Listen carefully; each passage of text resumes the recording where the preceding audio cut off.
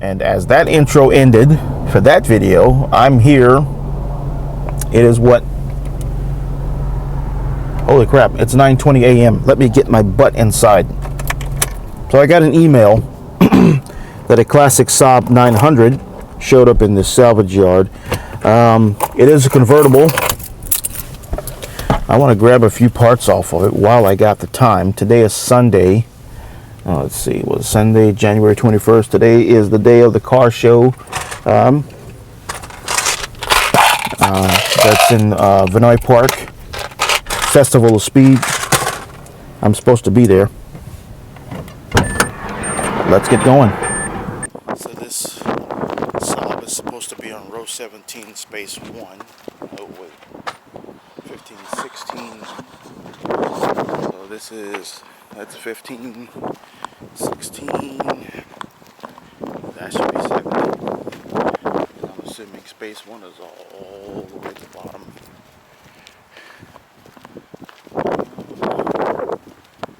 It may not even be out here. That might be just a little too early. 17, space 1.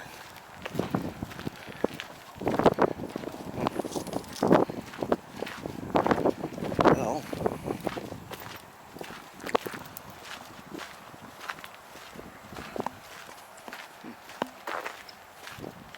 there it is. All against the wall.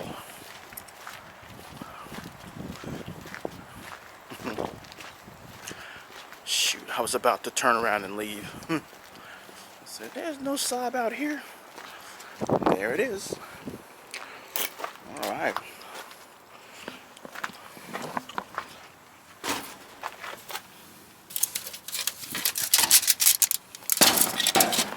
And the tabs are broken. I've already looked the car over. Not much for salvage. I raced down here. Yeah, I can't use very much off of this car. The only thing of value that I'd be interested in is this hood. These are known for being super rusty. This one is in really good shape.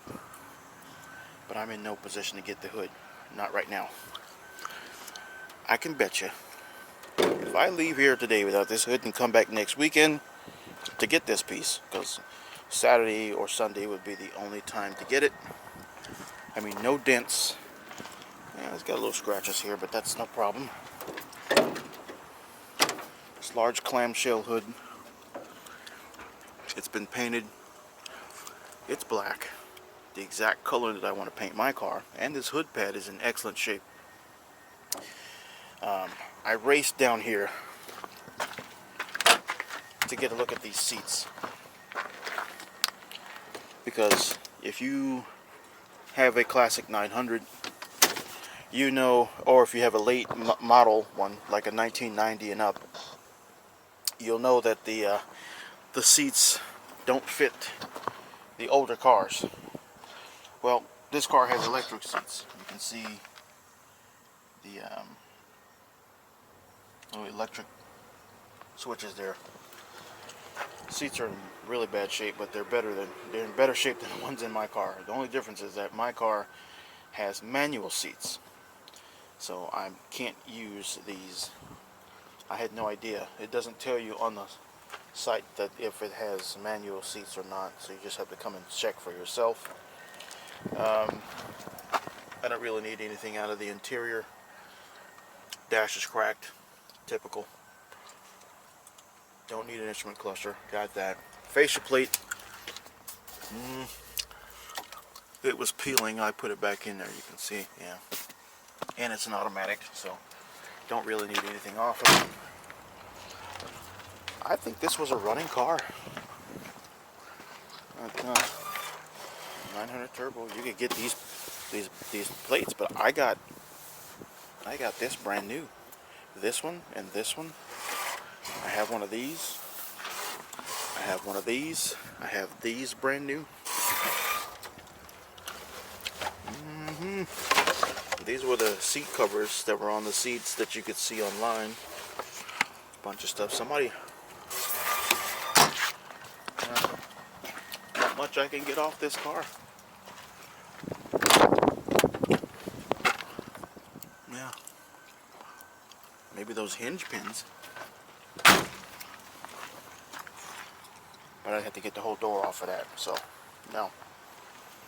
Yeah, somebody yanked that steering rack right out of this car.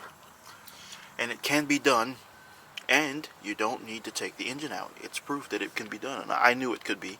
You have to take the tie rods, the inner and outer tie rods off, and then the steering rack becomes compact, and you can take it out of that little area right there.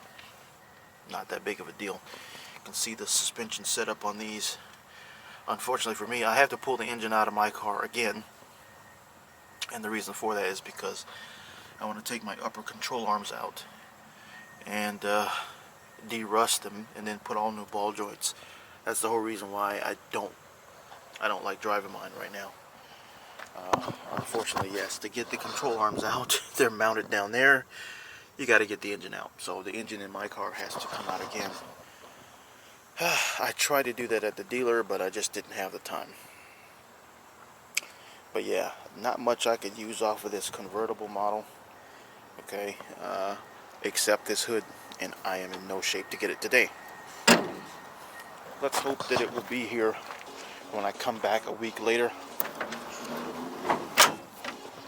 But I will not be holding my breath. Okay. And that was the day of the exotic car event, something I obviously didn't want to miss, so I sped away from the Bradenton area to get back to Tampa so that I could meet with my brother and go to the Festival of Speed car show. Now, since I work for Alfa Romeo Maserati, I got a chance to do something pretty cool, and in the process met another fellow car enthusiast and YouTuber, Ron from Ron's Rides. Some of the show cars needed to be transported to the car show for staging, and they didn't have enough drivers. So I took the opportunity to take one of the supercars to the staging area while participating in the making of one of Ron's rolling car scenes. Pictured here are two Maserati MC20s and the Gran Turismo Trofeo, which I drove.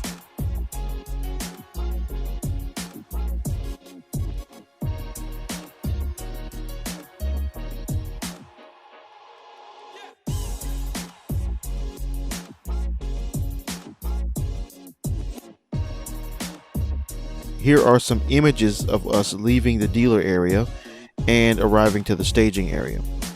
The Alfas and Maseratis were set to be staged in the Ferrari cars, as Ferrari has a large hand in the design and development of Maserati and Alfa Romeo sports cars. And it's quite easy to see. If you look at the Gran Turismo Trofeo, it takes on that iconic shape of some of Ferrari's most popular Berlinetta models. There was so much going on that day and so many beautiful cars to show. I won't be able to show them all, so I included some of my old school favorites as well as one or two oddballs, as they are truly classic retro cars.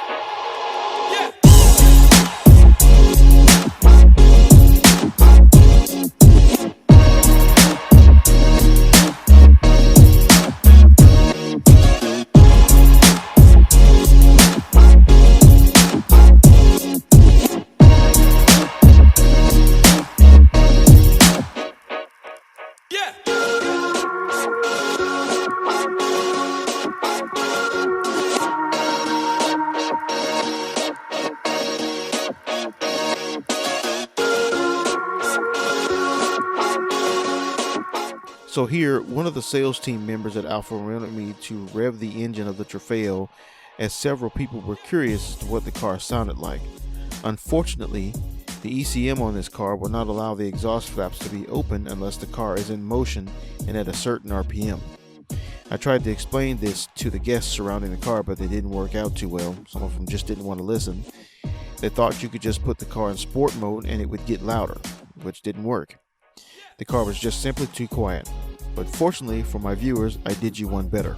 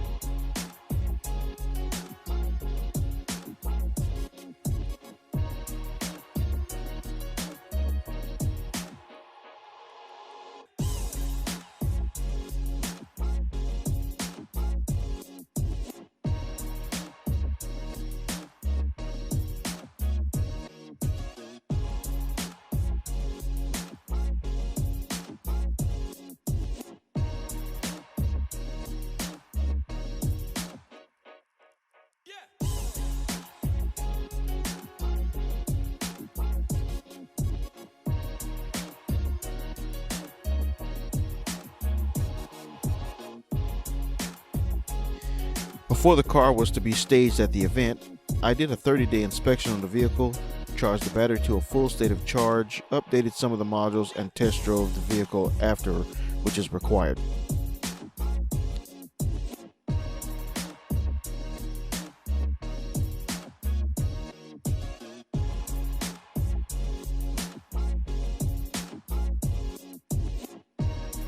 One of my favorite features about the Gran Turismo is the large clamshell hood, which is very Saab-like.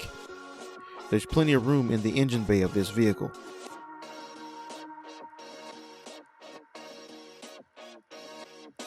My only gripe about the GT is that it is not available with the twin-turbo Ferrari V8 that you see buried in the engine bay of this 2019 Maserati Quattroporte Trofeo. This car is insanely fast for its size, and it sounds awesome. The test drive for the GT gets rid of the flat spots on the tires and gets rid of the rust off the brakes from the vehicle sitting stationary for extended periods of time. So I took my camera along so you guys can get a real earful of what this car really sounds like. Okay, so here we are. This is a lovely vehicle. Just gorgeous. This is a we got the paper here, 2024 Gran Turismo GT Trofeo. Alright, with the Nero Assoluto exterior color and a black with black and red pipe stitching. You can see the pipe stitching along the doors, and you got the Italian flag, the Gran Turismo. This car is absolutely gorgeous inside. Okay, so this car has, I just did a 30-day inspection and a bunch of updates on this car. We had to reorder these. You can see the pillars, they're starting to peel. That's a recall on these. They have been improved, so we ordered those to be replaced. So this car has a couple of drive modes. So this is the normal mode. This is Sport, and then you have Corsa. For the short duration of this drive, it's going to be on Corsa, and then I'm going to, let's see. So it goes maximum. So we're at max ride height. I don't want to be at max ride height. I want to go aero. And so over here you got this little car beeping over here. It should show aero achieved. Let me hit it again.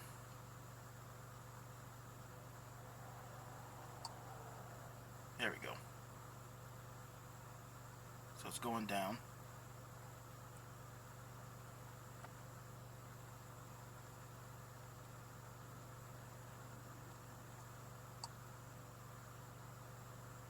That's max ride height. We don't want max ride height. It probably only does it when you're in drive. So let me select drive, and then let me go down. So it should be, yeah, the car's lowering down. It should show aero mode achieved. If not, the car is lowering right now. Aero ride height achieved. That's what we want. Okay. So I'm going to plaster this guy to the window. My suction cup mount. And then we're going to just aim out the front window. And I want you guys to listen to the exhaust note. Engine has a lovely exhaust note. So we're in aero. And here we go. Let's make sure no one's out there. So 30-day inspection, unsold vehicle, plus campaigns. And then it's going to get a detail later on tonight. Let's go up this way.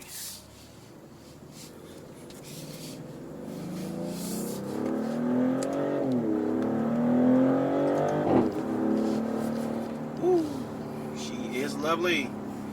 So this car features the 3-liter Nettuno V6 engine, twin turbocharged. I think it has 500 and I want to say 30 horsepower. I will get those. I'll get those figures right when I get back to the shop. All right.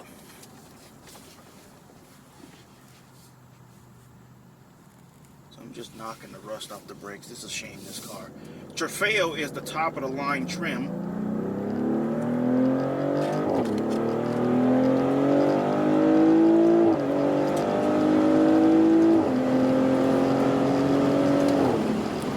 Woo! 170 kilometers already.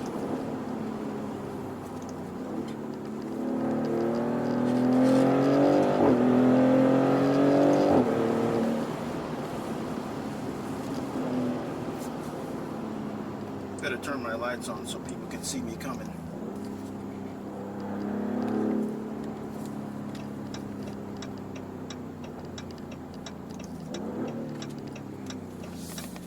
What a lovely sounding car.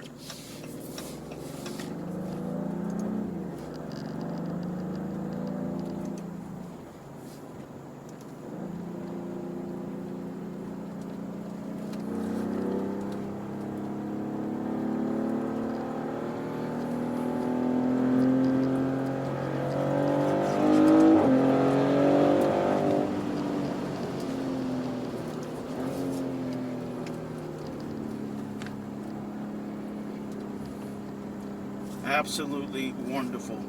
Now, if you watch The Smoking Tire, you get to see Matt Farah do this all day long. Well, Matt, I get to be you for a day.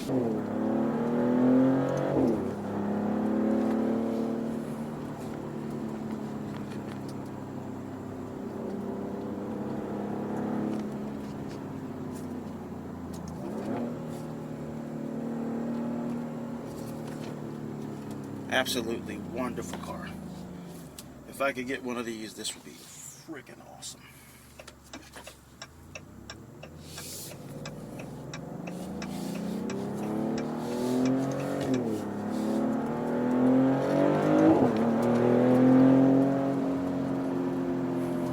Listen to that exhaust note, man. Dude, you can't beat this shit.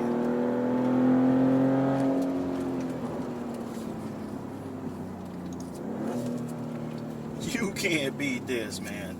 Well, you can, but you wouldn't want to. I like how they got the paddle shifter. You got the paddle shifters. They are not installed on the wheel. They stay stationary. So no matter, like say you're turning a corner or you're in a corner and you want to downshift, upshift, you got access to these shifters, which is very nice. I wish I could do a full review on the car, but it has to get detailed today.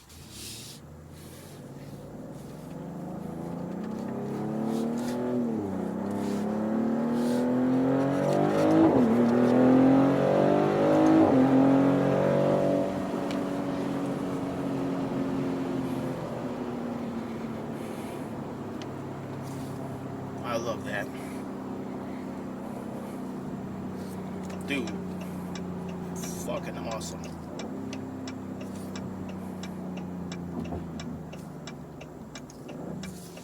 That is awesome. Oh my god. Not the fastest thing I've driven. I think it has 520 horsepower. It may have a little bit more than that. I'll have to get my facts straight and get back to the shop, but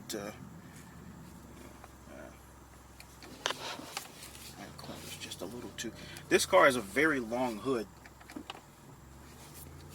and the front end of the car is way out. It's way out in front of you. The front wheels are way out, so I don't want to damage anything. I did one of these the other day. It wasn't a Trofeo. I think it was a Modena trim, and the battery was just completely dead. I had to charge the battery. I had to charge the battery on this one, but it started, so.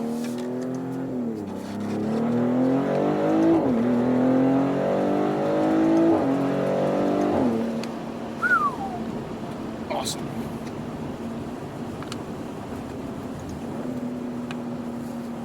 And it's starting to rain, so I better stop before I bust my ASS.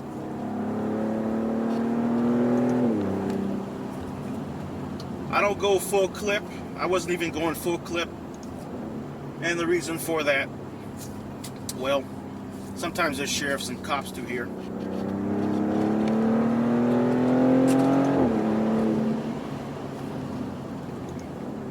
I think that's enough speed to knock the rust off the brakes.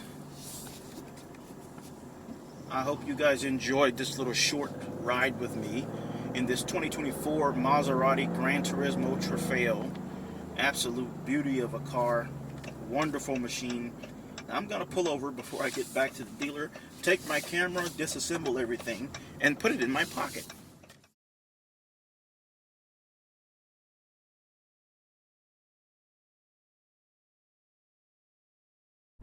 Buenos dios. Buenos dios, mi amigos. Back at it again, doing stuff I shouldn't be doing. Today, well, actually about a week ago, I came to Sarasota. Come on, bro, come on by me. I'm hanging out behind me. About a week ago, came down here to Sarasota to this salvage yard. I wasn't equipped to grab this hood off of this Saab. Let's hope that it's still here. It's a damn good part. And I don't want to lose it. I couldn't get it back last week because I just didn't. The Protege just doesn't have enough room. But with this Saab's cavernous trunk, I'm absolutely sure that I can fit it in here. If you can fit a refrigerator in this thing, then you can fit a I'm sure that you can get a hood in here. Let's just hope that it's still here. All right. So we're gonna park the old Saab right here. Didn't really want to bring this car this far, but it made it with absolutely zero problems. That's Saab. So here we are, back in Bradenton Salvage Yard again. I only need some gloves, and I really don't even need that. But I got some anyway, because the gloves they get me at my job, at the job, are super duper cheap. I like these Raven gloves, as you can see.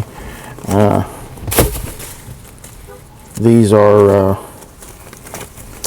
good gloves. Okay, so we're gonna go inside. Hopefully that hood is still here, because there's really nothing else on that Saab that I can pick up. So let's see what we got. Made it inside. Hopefully this Saab's hood's gonna be here. I don't know. It has been 7 days since that car was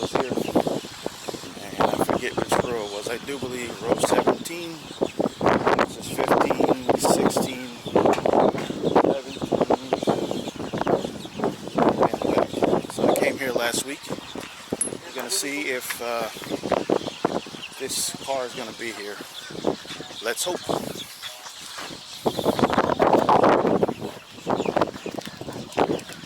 I can see it sticking out down there. And looks like I got lucky. Oh wow, can't believe it, the hood is still on it. Okay, so anytime I get a chance to get some ultra rare Saab parts like this in this good a condition, can't pass up the offer. On the price list, the hood was like $100 plus $37. I'm gonna try to get away with, I don't know, 30. Well, I'm gonna try to get away with some cheapo. Yeah, it's still here. Awesome. I don't believe it. Part this good? Man. Uh-oh.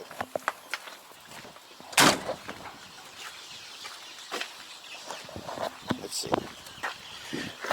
Oh boy. Oh. Yeah. Yeah, baby. Damn.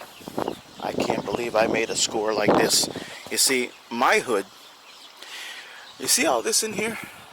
I think I showed this last time. This is an excellent example. So, what we're going to do, I'm going to go back and get a wheelbarrow so I can roll this out of here and protect it. I don't need to protect it. I can sit it on this hood pad here, and then we're going to go from there. Nobody here is looking for Saabs, or this particular Saab. So, let's see, some people have come back.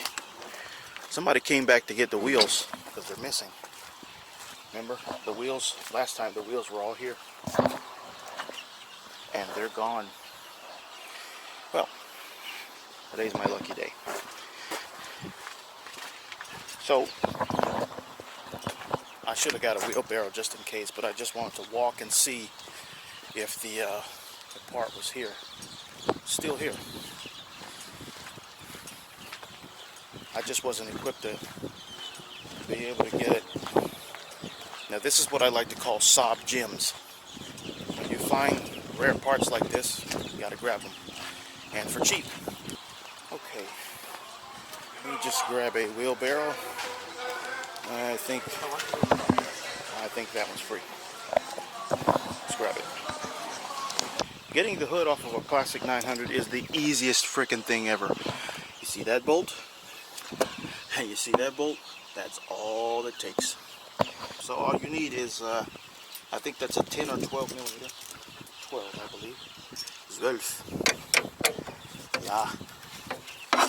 It's global. Okay. Take that out. And take that out. They were already loose. So probably somebody had loosened these and had planned on coming back to get them. I'm going to fold these forward. You really don't have to fold them forward. I just do. Okay. So literally all you have to do is take those two bolts out and then the hood just slides right off.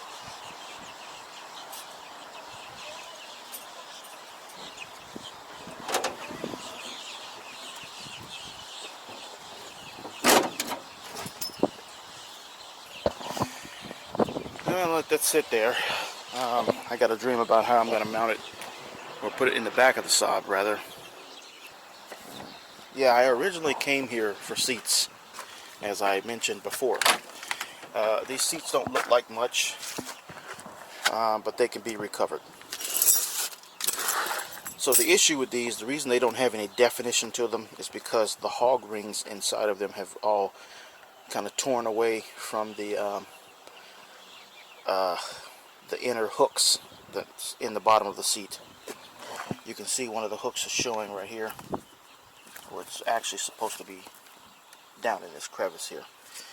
But you can make these look like original factory seats. Looks like these are covers. Maybe somebody tried to fix them, and I don't know, it looks like they just stitched up something, and they didn't put the hog rings in before when they put the covers on, and it's just flat up here. You see how fluffy and defined the back seat is? That's because the hog rings haven't broken on those. But this back seat will not fit in my car. Oh! Ooh, is it a stick?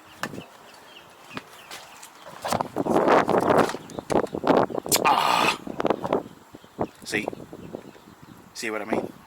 God damn it, man.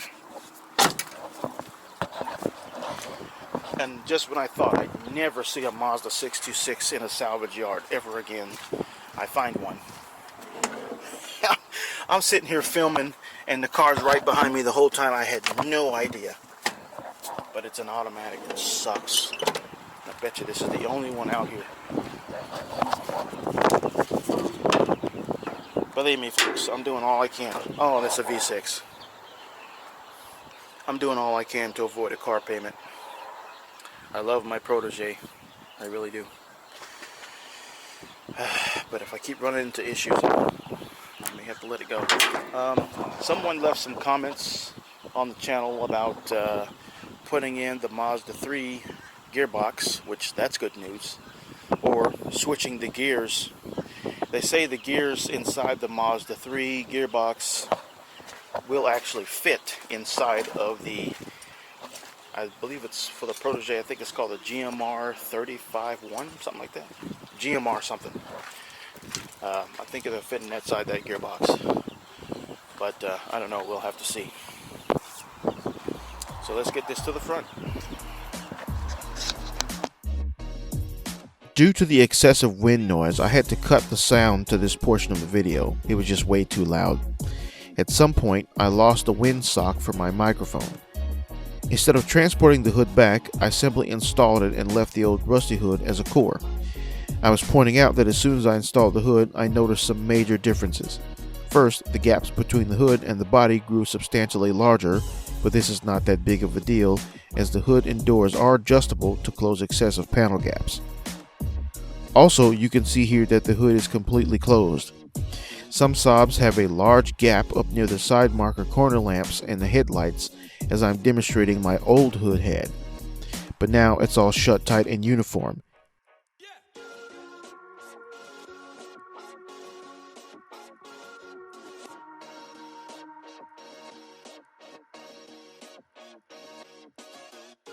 Standing back looking at the car, it doesn't look like much at all, but each high quality piece I buy for it makes it one step closer to its ultimate state.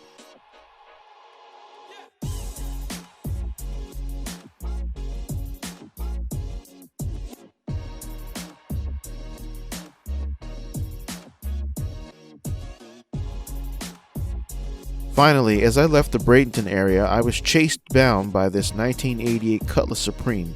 The driver and passenger passed me by, honking their horn and waving and pointing at the Saab, which let me know that no matter where I go in this thing, it always manages to capture fans of all walks.